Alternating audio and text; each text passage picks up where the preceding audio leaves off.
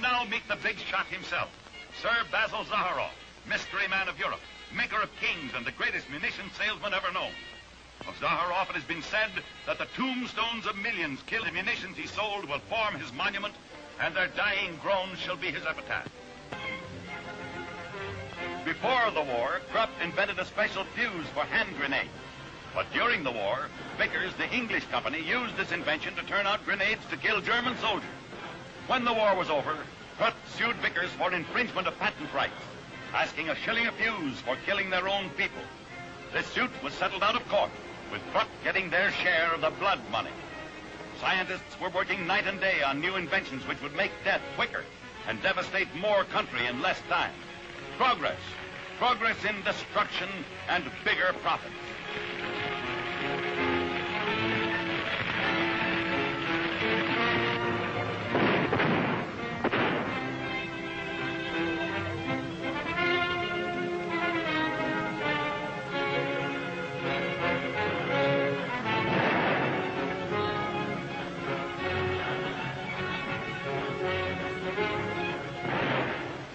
And all this time, while heroes were being made on the battlefields, dead heroes and live ones, a tragic comedy was being played behind the scenes. The armament manufacturers were the actors. The international fraternity was doing its best bit of fraternizing.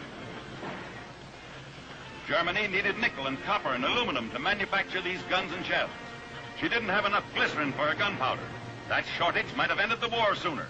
But would producers in enemy countries let a little thing like that stop the war? If Germany needed copper and nickel to carry on the war, the French munitions boys would try her with it. Not too openly, of course, but every country has a back door. Switzerland was the path to Germany's. So metal ore was shipped by French arms makers into Switzerland.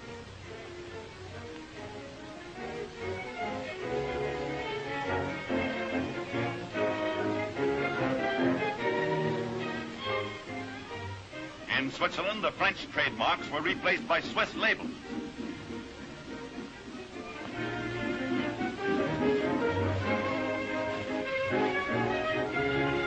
Then the train moved on into Germany, and German munitioneers were safe. They had French raw materials to kill more French soldiers. The arms makers believed in friendly cooperation between competitors. When French members of the fraternity needed raw materials, their German brothers in arms did as much for them. By this reciprocal exchange of material, the war was kept going and business was at its peak. In spite of the blockade of German ports by the British Navy, in spite of the rigorous Allied control of the world's metal supplies, Krupp was able to obtain the essential raw materials for its war factories. The Swiss and the Swedes, the Americans, and all the other broad-minded neutrals participated in the international commerce which made it possible to continue the war, as Zaharoff said, until the very end.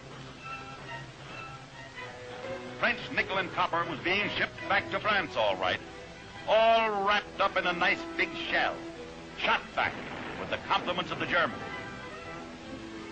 And here is the munitions racket in all its power and glory. Early in the war, the Germans captured the French town of Briey, near Verdun, where tremendous mines and iron smelters were located. These mines and smelters supplied the iron that made the guns that killed French soldiers. Now, you would have thought that the French would have recaptured this territory, or else blown it to Kingdom Come, like the villages all around it. But no, they deliberately avoided shelling Briey. A general who tried it was replaced by one who let it strictly alone. The Germans were equally kind to the town of Dombasle, further south, where the French had their own great iron mines and smelters. There was a gentleman's agreement that if the French left Briey alone, the Germans would spare Dombasle. With devastation all around them, Briey and Dombasle survived the war without a scratch. Seems incredible, but the facts were brought out after the armistice by French officers who had wanted to shell Briey and had been told in no uncertain terms that a hands-off policy was in effect.